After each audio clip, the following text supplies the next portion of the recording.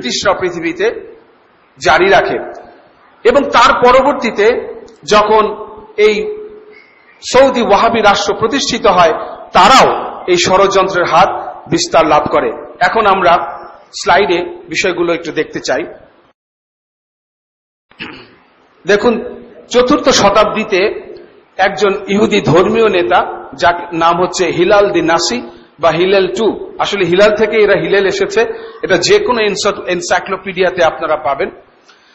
সে আধুনিক Hebrew calendar রচনা করে। এটা চন্দ্রের অমাবস্যা আর সূর্যের হিসাবে তৈরি। সাধারণত 12টি মাস হয়, তবে 3 বছর পর 13টি মাস হয়ে থাকে। চন্দ্র বছর শেষ হয় 354 দিনে, আর সৌর বছর শেষ হয় 365 এবং 366 দিনে।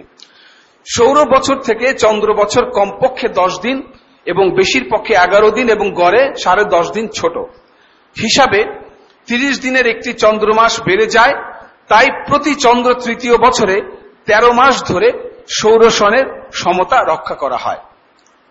হিব্রু ক্যালেন্ডার হচ্ছে, দেখুন, প্রথম চন্দ্র বছর 354 দিন, দ্বিতীয় চন্দ্র বছর 354 দিন, আর তৃতীয় চন্দ্র বছরে 354 দিনের সাথে 30 যোগ করে 380 দিনে করা হয়। প্রতি তৃতীয় চন্দ্র বছরে 13তম মাস হওয়াতে মুহররম মাসটি জিলহজ মাসে গণ্য হতো। যেমন 12তম মাসও জিলহজ মাস, 13তম মাসও জিলহজ মাস। ফলে প্রকৃতপক্ষে মুহররম মাস শুরু হতো সফর মাস থেকে। আবার হ্যাম্পারের বক্তব্য আমরা শুনেছি। হ্যাম্পার তার জবানবন্দিতে বলেছিল যে ব্রিটিশরা পরামর্শ দিয়েছিল মুসলমানদের হজ কাফেলায় বাধা দেওয়ার জন্য, যেন মুসলমানরা হজ করতে না পারে। এখন দেখুন, এই ইহুদিদের হিব্রু ক্যালেন্ডার, ব্রিটিশদের ষড়যন্ত্র, তার চেয়ে ভয়াবহ হচ্ছে সৌদি ওয়াহাবিদের ষড়যন্ত্র এবং তাদের ফিতনা। 1947 সালে গঠিত হয় সিআইএ, যখন সৌদি বাদশা ছিল আব্দুল আজিজ ইবনে সৌদ। 1932 সালের 22 সেপ্টেম্বর থেকে 9 নভেম্বর 1953 সাল পর্যন্ত ছিল তার শাসনামল, এবং এদের পূর্বপুরুষ হচ্ছে ইহুদি। এই ইহুদিদের হিব্রু ক্যালেন্ডার ব্রিটিশদের চক্রান্ত এবং সৌদি ওয়াহাবি শাসকদের ষড়যন্ত্রের কারণে, দেখুন, আজকে ইসলাম আসার পরেও সারা পৃথিবীতে ইসলামী চন্দ্রমাস ব্যাপকতা লাভ করে। সমস্ত মুসলিম দেশগুলোতে চন্দ্রমাসের ক্যালেন্ডার অনুসরণ হতে থাকে। এমনকি কাফির মুশরিকদের দেশেও অবস্থানরত মুসলমানরা এই চন্দ্রমাস অনুযায়ী আমল করত। সৌর ক্যালেন্ডার নিয়ে কাফির মুশরিকদের মধ্যে কোনো মাথা ব্যথাও ছিল না। কিন্তু সৌদিরা চন্দ্রমাসের ক্যালেন্ডারের আদলে ইহুদিদের ক্যালেন্ডারের অনুপ্রবেশ ঘটিয়ে দিয়েছে। কিভাবে? এখন দেখুন, প্রতি তৃতীয় বছরে একটি মাস ইহুদিরা যোগ করত। এখন কি হচ্ছে? এখন প্রতি তৃতীয় বছরে একটি মাস যোগ হয় না, কিন্তু সৌদি ওয়াহাবিরা কি করছে, অমাবস্যা অনুযায়ী যেহেতু মাস শুরু করে, ফলে একটু মনোযোগ দিয়ে শুনবেন, প্রতিটি মাস একদিন আগে শুরু হচ্ছে। তাহলে 3টি মাসে আমরা কি পাচ্ছি? 3 × 12 36 দিন ওরা এই আগে পিছে করছে। তাহলে মাঝে মাঝে তারা কি করে, কয়েকটি মাস আবার চাঁদ দেখা অনুযায়ী মিলে যায়। ফলে গড়ে গিয়ে সেই ইহুদিদের ক্যালেন্ডারের মতো এখনো 30 দিনের একটা পার্থক্য এই সৌদি ওয়াহাবি সরকাররা করছে।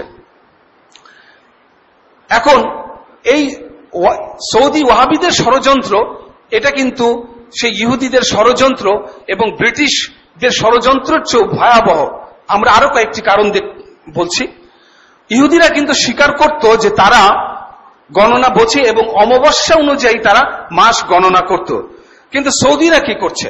সৌদিরা চাঁদ দেখার কমিটি বানিয়েছে, চাঁদ দেখার আলাদা মন্ত্রণালয় তৈরি করেছে, অথচ তারপরেও সবাই মিলে প্রতারণা করছে, মিথ্যা কথা বলছে। চাঁদ না দেখেও তারা চাঁদ দেখার দাবি করছে। নাউজুবিল্লাহ মিন জালিক। তৃতীয়ত, ইহুদিদের ক্যালেন্ডারের যে প্রচলন পৃথিবী থেকে মিটে গিয়েছিল, যেটা শুধুমাত্র ইহুদিদের মধ্যেই ছিল, কিন্তু সৌদিদের ষড়যন্ত্রের কারণে এখন মুসলিম বিশ্বে উলামায়ে সুদের দিয়ে তারা বিভ্রান্তির সৃষ্টি করছে।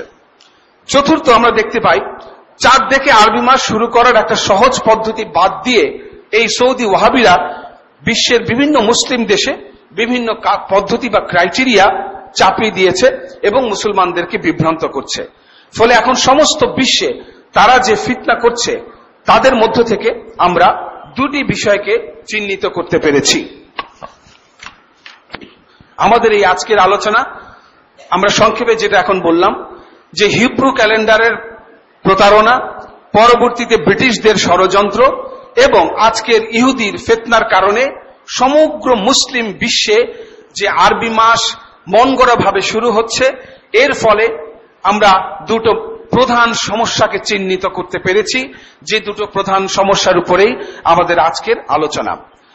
আজ মুসলিম বিশ্বের অধিকাংশ দেশ, সৌদি আরব সহ চাঁদ দেখার পদ্ধতি, চাঁদ দেখা অনুযায়ী আরবি মাস শুরু করা ইত্যাদি নিয়ে বিভ্রান্ত।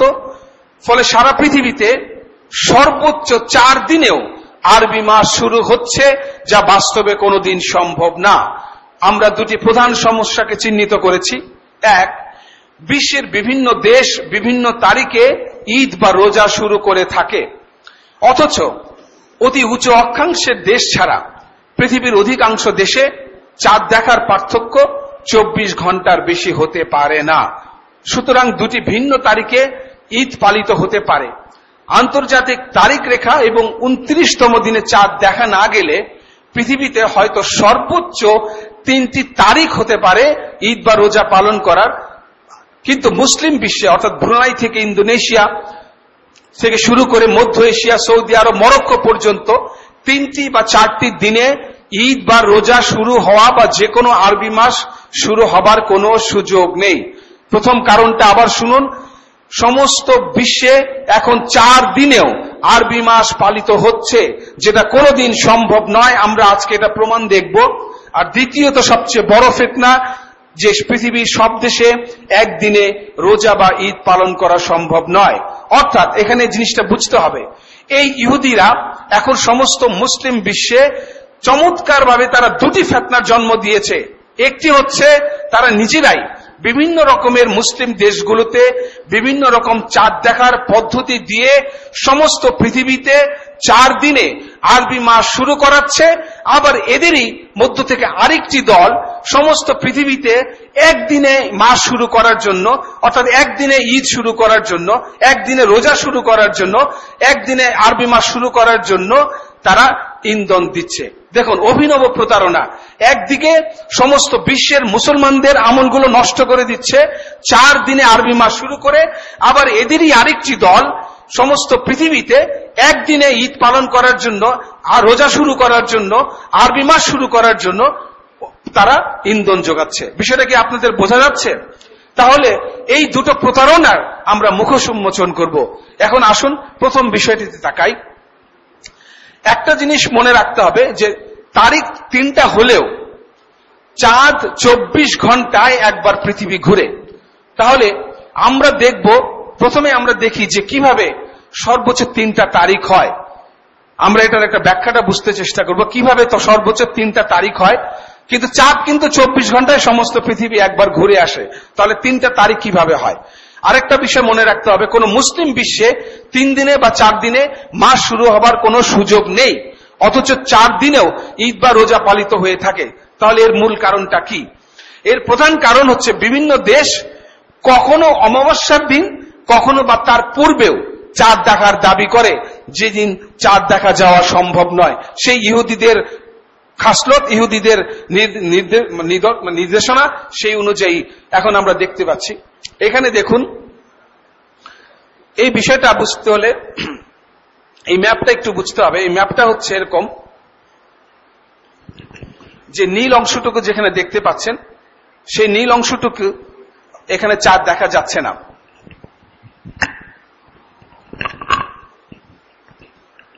এই ম্যাপটার এই যখনই দেখবেন যে সবুজ অংশ যখন আসবে, শুধুমাত্র যেই পৃথিবীর যেই জায়গাটা সবুজ লেখা থাকবে সেই অংশটাতে শুধুমাত্র চাঁদ দেখা যাবে, এছাড়া অন্য কোনো জায়গায় চাঁদ দেখা যাবে না।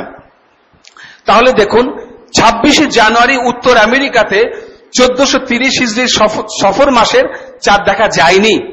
আচ্ছা, পরের স্লাইডে দেখুন, 27শে জানুয়ারি উত্তর আমেরিকাতে 1430 হিজরি সফর মাসে চাঁদ দেখা যায়। কিভাবে দেখুন, এই সবুজ অংশ যতটুকু অঞ্চল জুড়ে পৃথিবীর, এই এতটুকু অঞ্চলে সফর মাসে 1430 হিজরি সফর মাসে চাঁদ দেখা গিয়েছিল। তাহলে দেখুন, এই আমেরিকা হচ্ছে এই জায়গাটায়, তারা 27শে জানুয়ারিতে তারা সফর মাসের চাঁদ দেখতে পেয়েছিল। আপনারা তারিখটা মনে রাখবেন। আমরা পরের স্লাইডে যাই। আর 28শে জানুয়ারি নিউজিল্যান্ড 1430 হিজরি সফর মাসের চাঁদ দেখা যায়। নিউজিল্যান্ড হচ্ছে এইখানে, এই দেখুন, এটা প্রায় দক্ষিণে, পৃথিবীর দক্ষিণে, অনেক দক্ষিণের একটি দেশ। আর এটি আমেরিকা পৃথিবীর উত্তরে একটি দেশ। তারা দেখেছিল 27শে জানুয়ারি, 27শে জানুয়ারি, আর 28শে জানুয়ারি দেখতে পেল কারা? নিউজিল্যান্ড। আমরা আগের স্লাইডটাই দেখি, দেখুন, এই যে এখানে আগের স্লাইডে দেখুন, এই যে নিউজিল্যান্ড তারা চাঁদ দেখতে কিন্তু পারেনি, কারণ 27শে জানুয়ারিতে গ্রিন না, গ্রিন হচ্ছে এই অংশটুকুতে। তাহলে আমেরিকা 27 তারিখে চাঁদ দেখেছিল, যেদিন নিউজিল্যান্ড চাঁদ দেখতে পারেনি। পরের স্লাইডে দেখুন, অথচ এই অংশটা সবুজের মধ্যে পড়েছে, দেখতে পাচ্ছেন? তাহলে নিউজিল্যান্ড সেদিন চাঁদ দেখতে পেয়েছে। তাহলে আমেরিকা দেখেছে 27শে জানুয়ারি সফর মাসের চাঁদ, আর নিউজিল্যান্ড দেখেছে 28শে জানুয়ারি সফর মাসের চাঁদ। এবার আমরা পরের স্লাইডে যাই। আর 29শে সফর অর্থাৎ 25শে ফেব্রুয়ারি উত্তর আমেরিকাতে 1430 হিজরির পবিত্র রবিউল আউয়াল মাসের চাঁদ দেখা যায়। কত তারিখে? 29শে সফর। তাহলে আমরা কি বলতে পারছি যে আমেরিকাতে 1430 হিজরির সফর মাসটি 29 দিনে পূর্ণ হয়েছিল? বলা যাচ্ছে, তাই না? কারণ 29শে সফর রবিউল আউয়াল শরীফের মাসের চাঁদ দেখা গিয়েছিল, তাই না? তাহলে বোঝা যাচ্ছে যে আমেরিকাতে সফর মাসটি 29 দিনে পূর্ণ হয়েছিল। তারপরে স্লাইডে যাই। কিন্তু দেখুন, 29শে সফর নিউজিল্যান্ডে কিন্তু রবিউল আউয়াল শরীফের মাস চাঁদ দেখতে পায়নি। অর্থাৎ আমেরিকা তার 29শে সফর রবিউল আউয়াল শরীফের চাঁদ দেখতে পেলেও নিউজিল্যান্ড তারা কি তাদের 29তম সফরে রবিউল আউয়াল শরীফের চাঁদ দেখতে পায়নি।